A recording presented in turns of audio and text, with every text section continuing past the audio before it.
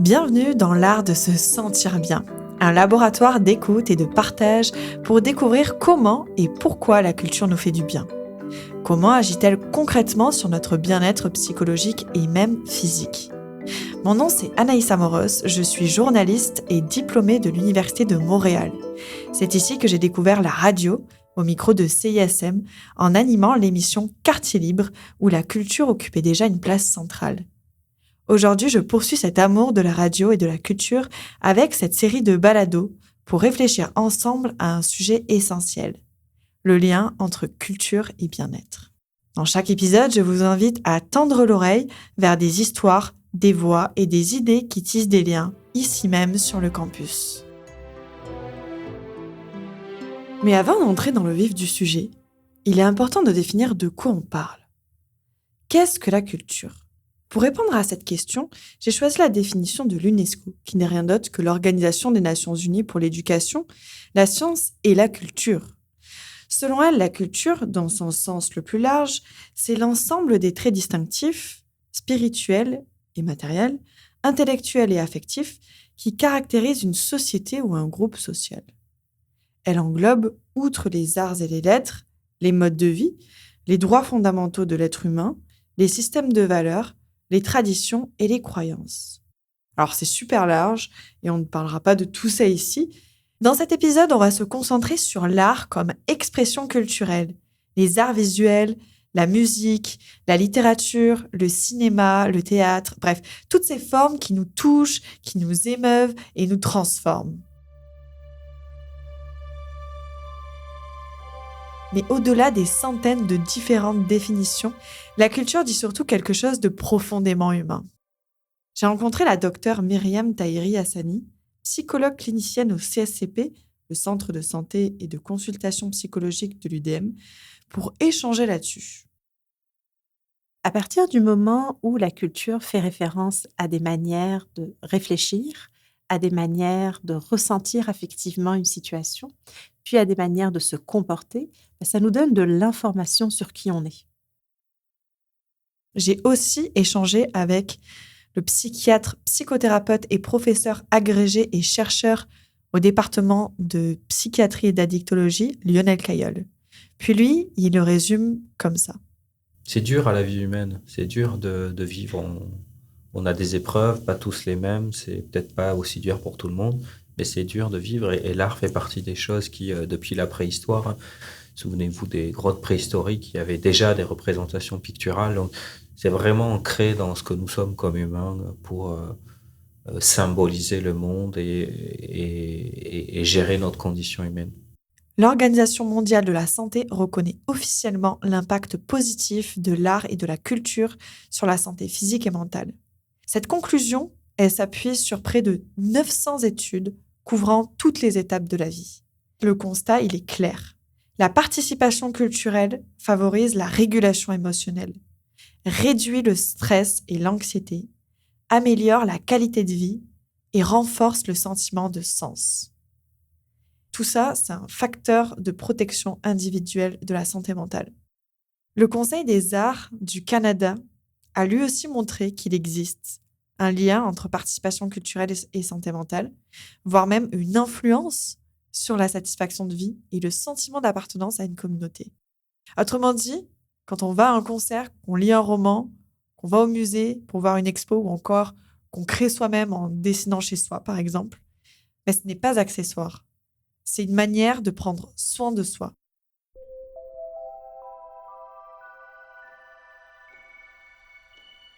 Mais concrètement, qu'est-ce qui se passe dans notre cerveau quand on découvre une œuvre, une histoire, une musique? J'ai discuté avec des spécialistes en psychologie et en neuropsychologie pour répondre à cette question. Et la première réponse que j'ai trouvée, c'est d'abord la stimulation cognitive. Chaque fois que je fais quelque chose de culturel, chaque fois, j'expose mon cerveau à quelque chose de nouveau. Il va découvrir, il va s'émerveiller, il va pouvoir s'enthousiasmer, et donc je stimule mon cerveau. Et ça, il n'y a rien de mieux pour la santé cérébrale que de stimuler un cerveau, comme il n'y a rien de mieux pour la santé physique que de faire de la musculation ou du cardio, c'est-à-dire d'entraîner le corps. Là, on va le stimuler. Mais la culture ne stimule pas seulement le cerveau. Et un autre aspect que fait la culture, c'est la régulation des émotions. Ça nous permet de modifier ou de moduler nos émotions. De quelle façon concrète, au niveau des émotions, la culture, elle peut réduire le stress, l'anxiété, le sentiment de solitude, par exemple? L'élément basique que tout le monde doit savoir, s'il y a des gens qui nous écoutent qui ne le savent pas, il faut le savoir, ça. C'est qu'une des propriétés de notre cerveau, c'est que quand on va fixer son attention sur quelque chose, on va générer des émotions qui sont en lien avec ce sur quoi on est en train de fixer. Je vais être concret. Par exemple, j'ai une rupture amoureuse, je suis malheureux, donc je peux m'asseoir dans mon sofa et penser à quel point c'est triste d'avoir perdu l'objet d'amour et que c'est mon Dieu que je suis malheureux et que jamais je peux penser à ça, c'est sûr. Un, ça va rien changer à la situation, je vous le promets. Et deux, ça fait juste que générer d'autres émotions négatives qui vont entraîner des pensées négatives, voire une baisse d'estime de soi. Enfin, bon, ça peut avoir des effets négatifs. Donc, la première chose qu'on va suggérer quand on a du mal à gérer ce type d'émotion, c'est la distraction. Donc, je vais aller voir un film, je vais aller au musée, je vais aller écouter un concert, j'y vais seul, j'y vais avec quelqu'un, peu importe. Et ça fait un effet de distraction. Donc, le cerveau va se concentrer sur autre chose. Alors, je ne vous dis pas qu'il va tout le long du film se concentrer que sur le film, mais majoritairement, il va pouvoir passer à autre chose. Et donc, on offre comme une pause, comme une bulle au Un cerveau. répit. Ouais. Donc, ça ne change pas la situation. Je suis toujours en rupture amoureuse. Ça ne change pas la tristesse que j'ai. Mais je pose et tout mon système va en profiter, mon système autonome, c'est-à-dire le système nerveux qui régule tout le corps. Si je suis dans un film, je vais rire, je vais pleurer, euh, je vais avoir des émotions quand je suis dans un concert, je vais être touché, je vais trouver ça, je vais sentir quelque chose de beau, pareil devant une œuvre picturale, peu importe le média, je vais ressentir des émotions dans un cadre sécuritaire. Ce qui m'aide à réguler mes émotions, ce qui m'aide à comprendre comment les autres régulent leurs émotions. Donc, ça a un effet comme ça sur la régulation émotionnelle. Il y a aussi une distinction importante à faire. S'exposer à de la culture et la créer. Créer, écrire, peindre, danser, chanter, ça engage le corps et l'esprit autrement. Et c'est là qu'entre en jeu ce qu'on appelle l'état de flow. Alors, c'est quoi l'état de flow? Pour définir l'état de flow, j'ai discuté avec la psychologue clinicienne au Centre étudiant de soutien à la réussite des services à la vie étudiante, Dania Ramirez. Il y a 2 choses que la culture nous permet de faire, une activité culturelle. La première, c'est de rester dans le moment présent. Ça, c'est super important parce qu'on vit beaucoup dans une société où on anticipe beaucoup. On fait de la planification, on prévoit les choses à long terme et ça génère souvent de l'anxiété. Donc, quand on vit si on vit dans le passé, ça peut générer de la nostalgie. Si on vit dans le présent, bon, généralement, on est quand même assez confortable. Et quand on vit dans le futur, on va développer souvent de l'anxiété parce qu'on se crée des scénarios. Ce qu'une une activité culturelle comme la danse, la musique, le chant, la sculpture, n'importe quelle activité culturelle t'amène à habiter entièrement le moment présent et à sortir de ta tête aussi pour être dans la réalisation de quelque chose, que ce soit de chanter. Quand tu chantes une pièce musicale, tu peux pas penser à autre chose que ce que tes paroles vont transmettre à l'auditoire. Tu peux pas penser non plus à autre chose que comment tu vas placer ta voix pour que ça sorte de façon intéressante. Donc, tu n'es plus dans ta tête, tu es dans ton corps et tu es dans la création, le processus de création. Et ça évite toute anticipation. Alors ça, c'est le premier point. Puis le deuxième qui est lié à ça, c'est le sentiment de flow. Donc, quand on fait une activité qu'on aime beaucoup et dans laquelle on se déploie, dans laquelle aussi on se sent bon, ça génère cette espèce de combinaison-là de moments présents, plus je me sens bon dans cette activité-là et j'aime ce que je crée, ça génère un état de flow. Et cet état-là, c'est un peu comme si on est suspendu dans le temps. Et ça arrive rarement. Et ça peut arriver au travail, ça peut arriver quand on fait quelque chose qu'on aime beaucoup, mais quand on écrit, quand on fait une activité artistique, cet état-là de flow, généralement, arrive assez facilement. Et c'est là que on vient contrer, justement, on vient de sortir de nos pensées pour habiter ce moment-là présent dans un état de bien-être. Donc, c'est magique au niveau de l'anxiété. Et créer, c'est aussi transformer une émotion parfois difficile en quelque chose qui se partage. Pas évident non plus de parler de son anxiété. Des fois, on peut avoir peur de ce que les autres vont penser. On peut avoir peur d'être étiqueté comme quelqu'un d'anxieux ou quelqu'un de dépressif. Donc, puis tu sais, des fois, il arrive des choses dans la vie des gens qu'on n'a pas envie de dire avec des mots et qu'on n'est pas prêt à assumer. Donc, la culture et les différents moyens qu'elle nous donne, finalement, permettent de prendre ça et de l'extérioriser. Donc, ça transforme l'émotion en quelque chose de beau. Puis le meilleur exemple, encore là, c'est la chanson qu'on écrit une fois qu'on vit une rupture amoureuse, ou le texte, la poésie qu'on écrit après quand on est triste, quand on est dans le deuil, quand on perd quelqu'un qu'on aime beaucoup, quand la mort nous sépare de nos êtres chers, bien, des fois, les paroles viennent rendre ça tolérable. Créer ou recevoir une œuvre peut devenir une façon de reprendre le contrôle. Souvent, on va travailler le stress et l'anxiété en essayant de voir avec la personne comment elle peut, c'est quoi les moyens qu'elle a de reprendre du contrôle sur ce qui est contrôlable et de lâcher prise sur ce qui n'est pas contrôlable. Fait qu'on a un travail à faire entre qu'est-ce qu'on contrôle pas. Et à partir de là, ben, on décide, est-ce qu'on exerce son contrôle? Est-ce que je maîtrise cette situation-là? Je peux pas la maîtriser? OK, ben, je me mets à écrire. Tiens, d'un coup, ça me donne du contrôle.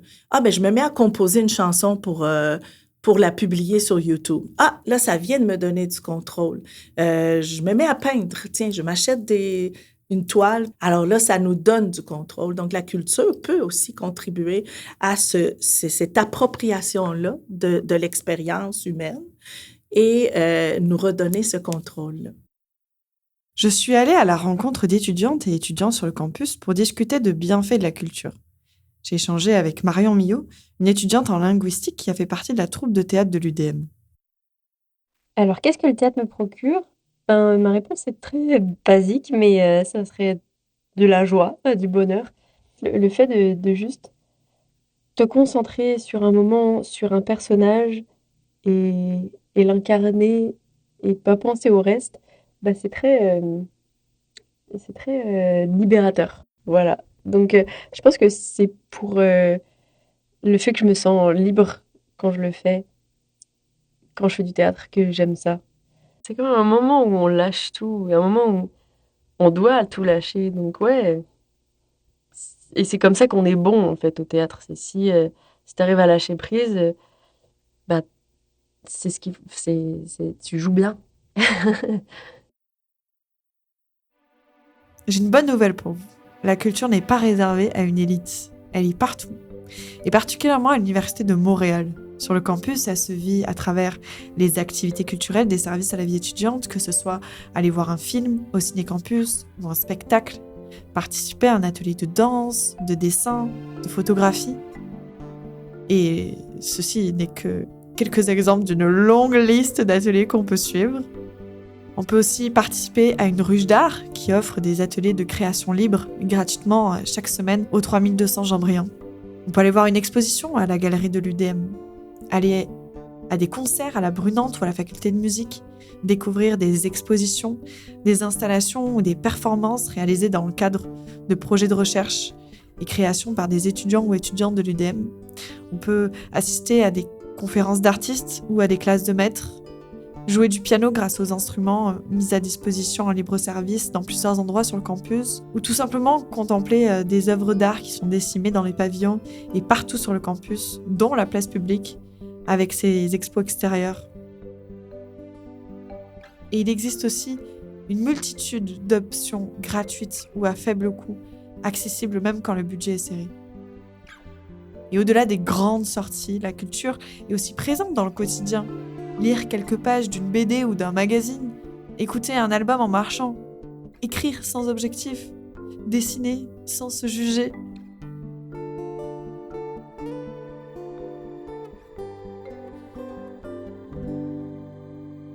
La culture ne guérit pas tout. Elle ne remplace pas un suivi médical ou psychologique quand c'est nécessaire. Mais elle peut prévenir, accompagner, soutenir, adoucir. Dans un monde saturé d'images et d'informations, la culture peut aussi devenir un espace de ralentissement, de sens, de lien. Alors peut-être que la vraie question n'est pas seulement pourquoi la culture nous fait du bien, mais comment on peut lui laisser une place plus consciente dans nos vies. Merci d'avoir écouté ce premier épisode de l'art de se sentir bien. Merci du fond du cœur à tous les spécialistes et à toutes les personnes invitées qui ont contribué à ce balado. Cette production des services à la vie étudiante a été rendue possible grâce au concours Mieux-être étudiant du vice-rectorat à la réussite aux affaires étudiantes et aux études de l'UDM. L'enregistrement a eu lieu dans le studio Balado des bibliothèques de l'UDM et la composition musicale est signée Mauve Robichez, étudiante à la faculté de musique. Mon nom c'est Anaïssa Moros et j'ai été ravie de concevoir, animer et réaliser ce projet. Pour explorer davantage, l'épisode 2 consacré aux histoires qui nous font du bien est déjà disponible. Bonne écoute!